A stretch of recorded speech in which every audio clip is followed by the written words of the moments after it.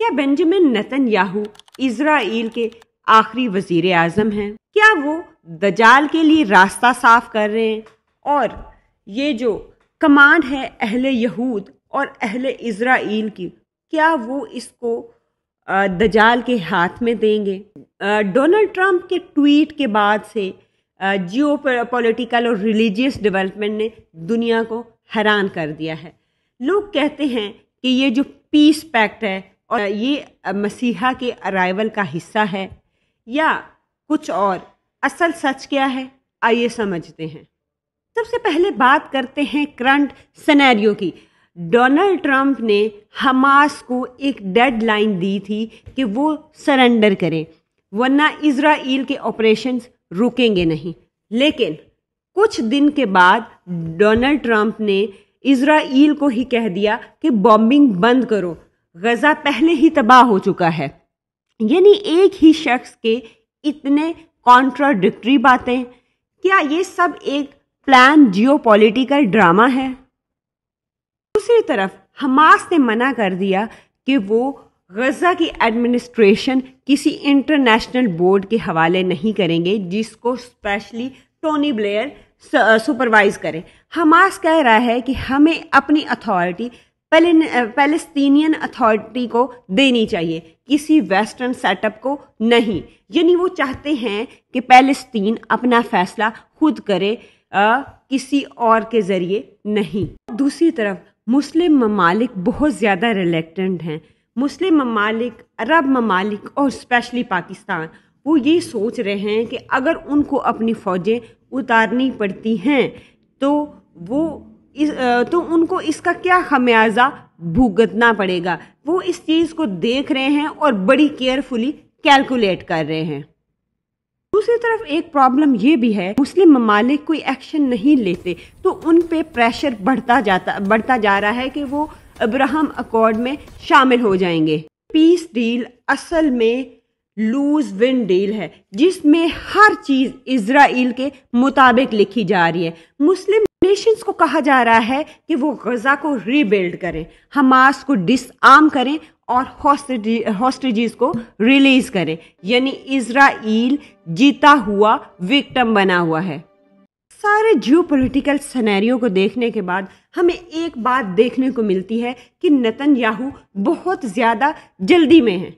अब सवाल ये है कि वो इतनी ज़्यादा जल्दी में है क्यों वो हर कॉस्ट पे पीस पैक्ट को फाइनलाइज करना चाहते हैं? क्या ये सिर्फ पॉलिटिक्स है या इसके पीछे कुछ और गहरा सबब भी है? कुछ रिपोर्ट्स के मुताबिक नेतन्याहू के पीछे एक स्पिरिचुअल प्रेशर है, एक ऐसा रबी का जो इजराइल में पॉप जैसा मकाम रखता है, जिसका नाम है रबी मेनाचम मेंडल श्नेरसन। भी एक मशहूर लीडर थे जिनका मिशन था ग्रेटर इजराइल बनाना, थर्ड टेम्पल कंस्ट्रक्ट करना और मसीहा की आमद को तेज करना। फॉलोअर्स कहते हैं कि उन्होंने, और कुछ और सोर्सेस से, कि उन्होंने नेतन्याहू को कहा था कि तुम आखिरी प्राइम मिनिस्टर हो जो मसीहा के आने से पहले इजराइल को लीड करेगा। चलें ये वीडियो देखते हैं। रबी ने नेतन्याहू को डांटा था कि तुम काफी तेजी से काम नहीं कर रहे हो जो मसीहा को जल्दी लाने के लिए जरूरी है। चलें ये वीडियो देखें।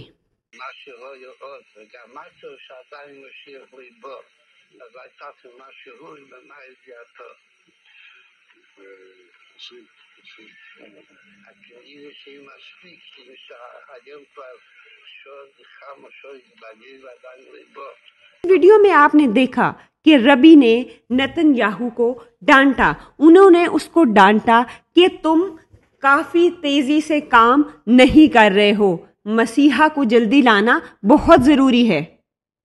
एक और वीडियो देखें। When I was appointed Israel's ambassador to the United Nations, I visited the great rabbi of Lubavitch. But here's what the Rebbe said to me. You'll be serving in a house of many lives. इस video में आपने देखा कि Netanyahu ने खुद भी UN में mention किया था कि रबी मेनाचम मेंडल श्नेरसन ने उनके पॉलिटिकल विजन पे गहरा असर डाला है। ये सब मिलकर एक सिंबॉलिक नैरेटिव क्रिएट करता है कि नेतन्याहू सिर्फ पॉलिटिक्स नहीं बल्कि प्रोफेसी के मिशन को लेकर चल रहे हैं। अब बात करते हैं उन लोगों की जो टाइम बॉन्ड प्रोफेसी में बिलीव करते हैं। एक सेक्ट है और उस सेक्ट को योरान या जोरान कहा जाता है। उनका अकीदा है कि दुनिया अब 5वें मिलेनियम में है। उनका कहना है कि सारी प्लानिंग 5787 यानी 1 अक्टूबर 2027 तक कंप्लीट हो जानी चाहिए ताकि मसीहा आ जाए और उनका डिवाइन मिशन जो है वो मुकम्मल हो जाए। आज से नेतन्याहू के पास सिर्फ 2 साल का टाइम बचा है और इस मिशन में सबसे बड़ा सिंबल है यरूशलेम में 3rd टेम्पल का बनाना, जहां अभी मस्जिद अक्सा है। इसलिए लोग चाहते हैं कि वो पॉलिटिकल और मिलिट्री स्टेबिलिटी बन जाए ताकि रिलीजियस प्लान को आगे बढ़ाया जा सके। ये मसीहा जिसका हम जिक्र कर रहे हैं, ये इस्लामी तालीमात और इस्लामी जिक्र में दजाल का जिक्र है। इस्लामी बिलीफ सिस्टम के मुताबिक दजाल एक ऐसी शख्सियत होगी जो अपने आप को खुदा का रिप्रेजेंटेटिव कहकर दुनिया को डिसीव करेगा।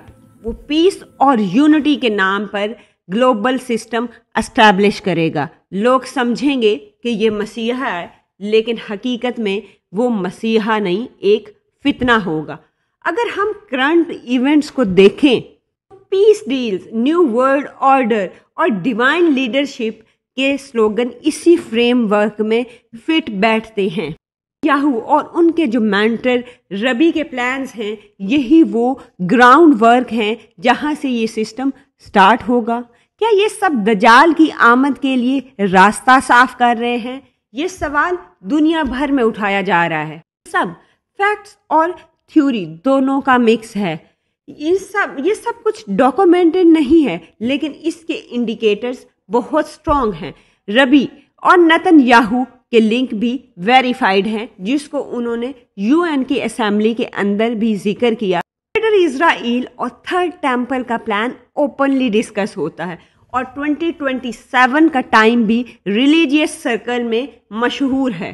लेकिन क्या ये सब कुछ दजाल की तरफ जाता है या सिर्फ रिलीजियस पॉलिटिक्स का हिस्सा है? ये अभी तक एक मिस्ट्री है। लेकिन एक बात क्लियर है, तो कुछ भी हो रहा है वो नॉर्मल नहीं है और ये सब चीजें एक बड़े ग्लोबल नैरेटिव की तरफ इशारा करती हैं।